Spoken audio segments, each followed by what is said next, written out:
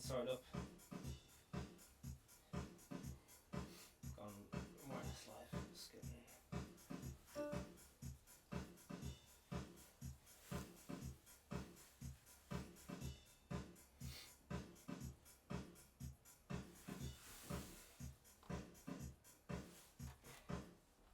shit.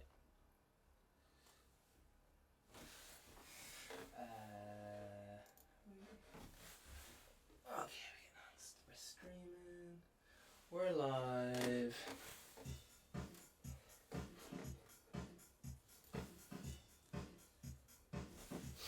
Okay. Oh! Alright, here we go. This is the Vegan Stephen podcast. Can you believe it? Your espresso in the morning, except it's fucking 6 minutes to fucking 6. Now listen, this is the business course. What we're doing today is we're bringing back in Dr. Business. I got so many fucking requests that you guys want him back. How are you getting on? Thanks for joining, Mrs. L. So listen, this guy is one of the best guys in his field. He's done Irish business degree. He's started, I'm just guessing, maybe 5 companies, at least 4. He's been in like fucking contact with the government, and listen, man, he's doing everything by the book. He's not one of these lads who comes in and starts talking shite. He's one of these lads who talks shite and then fucking does it. Alright? We are live. Put your questions in below. We'd love to hear from you, okay? Hopefully what we're going to do, focus on today, is business books. Ones that actually work. Tried and tested classic books, not? So yeah. Okay, so without further ado, I don't know what this guy's going to do. It's going to be fucking mental. This is the Vegan Stephen podcast. And if you can bear with me for 1 second, I'm just going to read the disclaimer. And then we are fucking shit hot ready to go, okay? We just got to get this this fucking shit done. And how you getting on, Mrs. O.M. Amandy? How you getting on? Okay, here we go. Vegan Stephen podcast. We're both fictional characters, myself and Dr. Business. All characters and events in this show, even those based on real people, are entirely fictional. All celebrity voices are impersonated poorly. The following program contains coarse language and due to its content should not be viewed by anyone. Here's Dr. Business. Let's go. Thank you. Alright, Dr. Business, are you here? I'm here. Fuck, he's hit. Shit, man. Can we do one of these? This is an iconic moment. We're going to do one of these handshakes, and this is going to be remembered for the rest of the time, okay? Everyone, this is fucking Dr. Business, man. You wanted to know how to make money, we're fucking giving you the ideas how to make fucking money, alright? Here we go. If there's one book that you should read to make money, it is this one. What's he going to get out, man? The Rules of Work by Richard Templer. Okay. Where's the... Here is it? Yeah. Got multiple cameras going on here, man. The Rules of Work. Doesn't like focus, but The Rules of Work by Richard Templer. It's a great book. It really splits all... It's the definitive code for personal success in the workplace. It's really good. For some people, work is a breeze. They glide effortlessly onwards and upwards, always saying the right thing, getting paid more, getting promotions, getting results. How do they do this? This is the book you need to bring you to the next step. It's very easily laid out. It does about 2 pages on each sort of topic. Enjoy what you are doing, develop style that gets you noticed, keep records, put things into perspective, speak the language, dress up or down accordingly.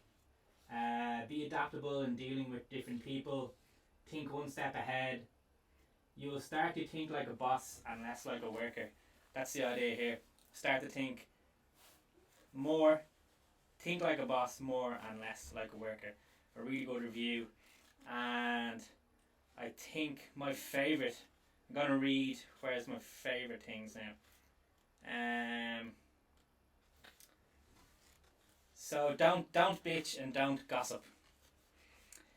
Yep, life ain't fair. Sometimes colleagues shirk and you end up with extra work. Bosses can be ill prepared for their jobs and such are incompetent and often inconsistent. Idiots get promoted all around you. There's too much work to do. There are too many stupid systems in place. Idiots thwart you at every turn. It's true. Life's a bitch. But moaning is pointless. Isn't that right? That's right, Dr. Business. Moaning is pointless. It is unproductive and achieves nothing. All moaning does is identifies you as idle, petty and trivial. It encourages you to turn corners of your mouth down, not attractive. It wastes time. It makes you a magnet for other moaners and negative people, which you don't want in your life. And it demotivates you and sets up a vicious cycle.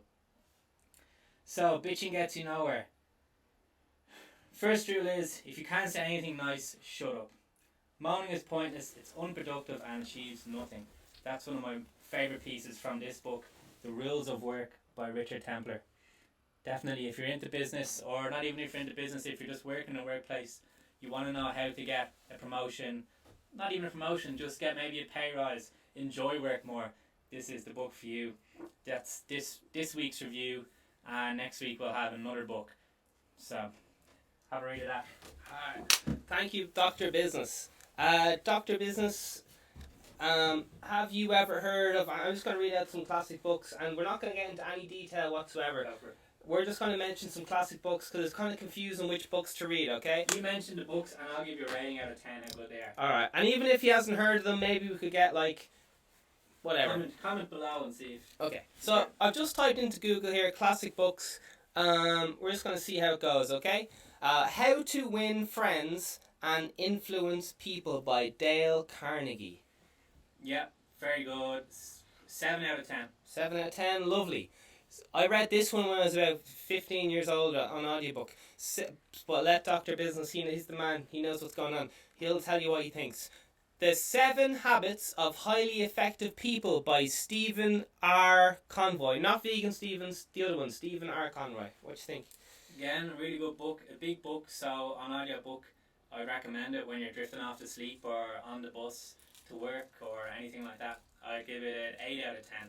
Really good for highly effective people and trying to influence people in a positive way. Beautiful. Alright, and now we are on to one of my favourite books, but my opinion is irrelevant to this situation. Think and Grow Rich by Napoleon Hill. Napoleon Hill, one of the fathers of business in my eyes and the psychology behind business. Yeah, again, a great book. Some of the theories a bit outdated.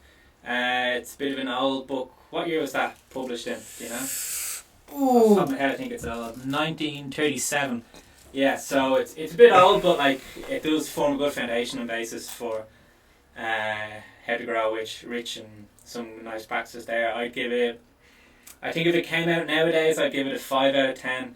But because he's the godfather, I'm going to give him an 8 out of 10. Fuck. That, yeah, I say that's one of my favourite books of all time. Here's one I've never heard of. Good to Great by Jim Collins. Have to be honest here, I have not heard of this one either. Okay, that could be fake news, people. Who knows? Comment book review for the future. Yeah, comment below. I haven't heard of this one either. Business Adventures, and we have John Brooks. John Brooks' Business Adventures. Again, not one I'm familiar with. Dr. Business, is there any of these books here that jump out at you at all? I'll tell you what, I was in the city centre today in a bookshop buying next week's book review book, and I saw this one here, Shoe Dog by Phil Knight, the one with the Nike tick you see here in the corner. I don't know, I've heard a lot of good things about this, a lot of good reviews, so this could be one for the future that I give a read. And of course The Art of War there, that's a very famous one and should be in every CEO's top pocket. These people must be sick to death. I nearly mention The Art of War every episode. Oh really? Oh yeah, well, I absolutely love it. It's an amazing book and I would give that a 10 out of 10. Fuck! Still used widely in Japan by CEOs and business leaders and people at the top of their job.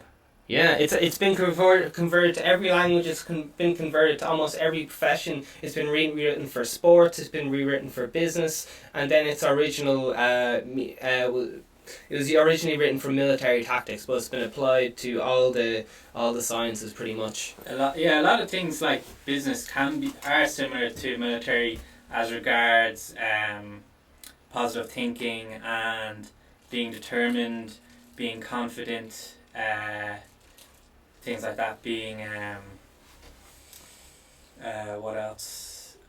Disciplined. Yeah, it's huge. Yeah, and I have a theory which I'd like to share with you, Dr. Business. Go for it. This is like, do you know when you dream of your dream football team or whatever you're in? This is my fantasy. The people I would love to have on my A team, you know, like surround myself with, are all, you know, like ex Marines, what are those guys you go behind, you know, enemy lines? Navy SEALs. Infiltrators. Spies, things like that. Spies. Not so much, I can't think of the fucking word, but all those kind of things, like, you know, like fucking military. What's the top guys in the Navy? Like Navy SEALs or whatever. But yeah, basically I can't. SAS. I don't know. Maybe.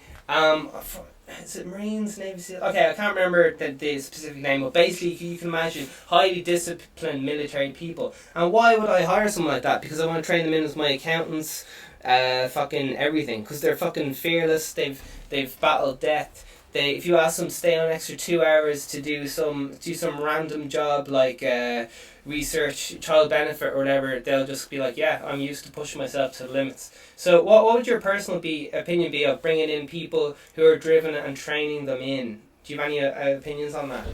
I think it'll get you in a good disciplined mindset more than anything else. Times you're feeling down or unmotivated, they'd help you to become more motivated. They have some tricks and techniques and some cognitive behavioural therapies that can help you remain positive, motivated and disciplined.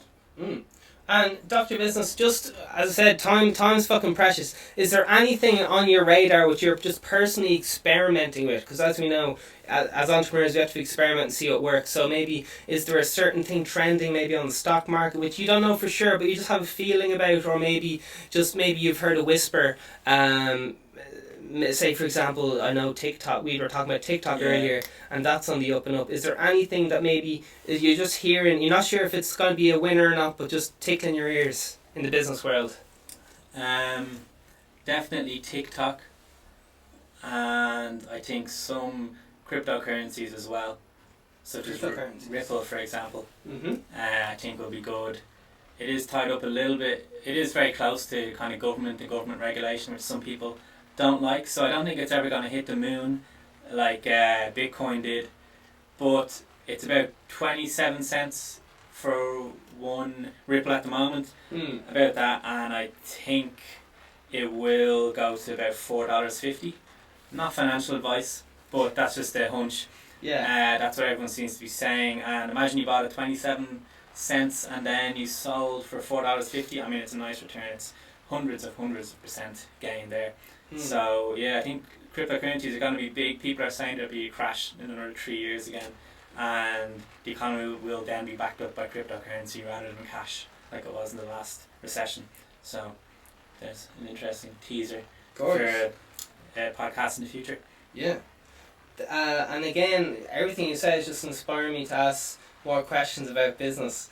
So is there, I've mentioned, no offence to anyone or whatever, but if they're thinking about entering a certain profession or studying a course in that, is there something that, for example, I always say the building trade and aviation are true industries which, if you're looking to get super rich, they're not ideal. If you're looking to just have, pay off your mortgage and have kids or whatever, that's fine. But if you're looking to get to that next level of money, what kind of industries would we be looking to spend money in? For example, the vegan thing is a booming market, and property right now is booming. Is there anything, again, just whispers or anything you've maybe, or feelings that you feel a certain way about? Just anything online, I think, as Warren Buffett said, whether you hate him or not, the difference between rich people and poor people, or really rich people and rich people, is they make money while they sleep. So if you can make money while you sleep, it's good going. And one way to make that now and in the future will be something online that can run in the background, something like a gambling bot. A bot that scrapes a couple of cents here and there off bets off the exchange, off the Betfair exchange, for example. So I think gambling bots or anything IT related like that works in the background for you will be a major benefit there.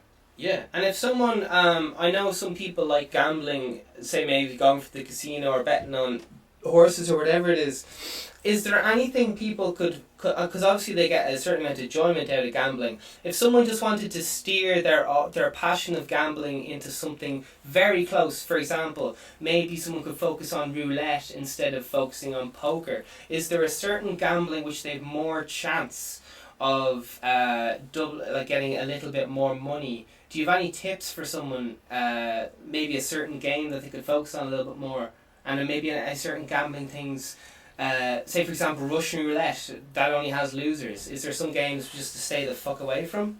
Stay the fuck away from slot machines. I stay the fuck away from roulette. Any game where you have very little influence over, I'd stay away. Could you mention just any games that you wouldn't have very just so people know what kind of games they wouldn't have influence over off the top of your head? Yeah, so slot machines, roulette,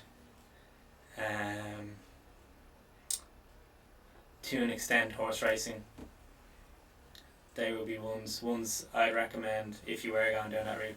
Ones that you have a little bit of more influence over, like poker for example, where it's not all based on luck. Football. Again, you can look at team forms. Are they playing home or away? What the crowds are like? Is it a hostile atmosphere? When you say team forms, that's soccer or? Yeah. Okay, soccer, sorry. But any sport. A lot less likely to be fixed or anything dodgy going on there, because you have to get so many more people to fix a game in a football match than you do in a horse race, where you can just hold the horse back or get the jockey not to do a good run or things like that. That would be my top tips there. So maybe events where there's a lot of people involved. Yeah, the more people are involved, the less likely it is to be fixed. Or certainly not less likely, the harder it is for it to be fixed, which in turn would make it less likely. Football matches have been fixed in the past, but there's been a lot more horse racing and greyhound racing fixed and being dodgy than football matches. So it sounds like, I'm just guessing here, you're talking about organised sport might be the way to go if you choose to gamble to make money. Organised sport or poker if you're good at it as well. Poker, you can have some more advantage than just leaving it up to the house, where it's just complete random if it's roulette or if it's slot machines. There's no skill involved in roulette or slot machines. And if someone when would, like, for example, I like to, if I was thinking about gambling tomorrow, I'd probably do it all first thing in the morning, because that's when I'd be freshest. What kind of time of the day would you recommend for like gambling, or would you recommend, like, staying away from coffee or not having 2 beers beforehand? Is there any kind of I definitely recommend not drinking, because drinking increases your chance of making a bad decision. Sometimes you just say, fuck it.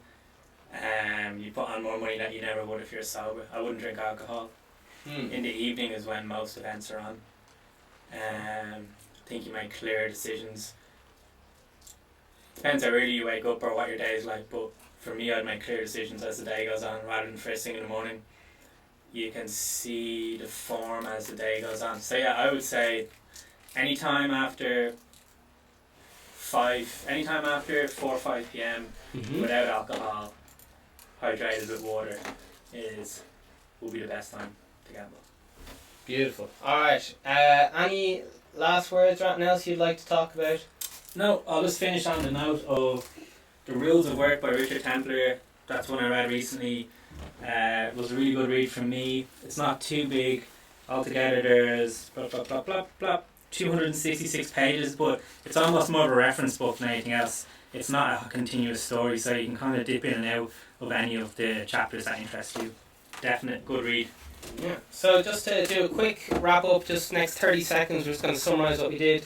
Possibly large organised sport is the way to do it, or else roulette if you feel like the urge to gamble. Not roulette, sorry, excuse me. Okay. We've recommended some books which are classic books throughout time. And was there anything else we touched on?